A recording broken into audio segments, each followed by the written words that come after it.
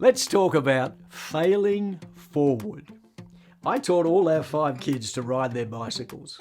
They all got there eventually, but not without falling off a few times. And that's when my role was most important. When they were hurt and discouraged, my job was to pick them up, help them understand what went wrong, and then run alongside them ready to catch them should they fall again. Nobody gets things right first time all the time. We learn our skills not just through education or instruction, but by experience. And sometimes that experience doesn't come easily. Sometimes we make mistakes, and when we do, we need people around us who can pick us up and help us move forward again. That's one of the most important roles of a leader, to allow others to fail, knowing failure can be part of the greatest moments of learning. In Mark 9, the disciples were facing an embarrassing public failure, having unsuccessfully attempted to deliver a demon-possessed boy. Jesus dealt with the situation and then later on in private taught his disciples their failure was only an opportunity to learn and grow.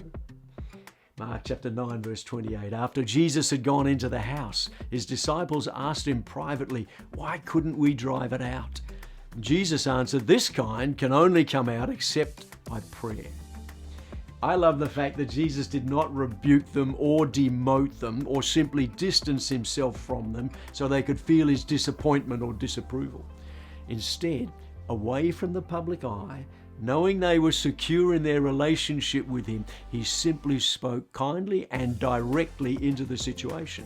He knew one afternoon's failure never had to be the end of a lifetime's calling.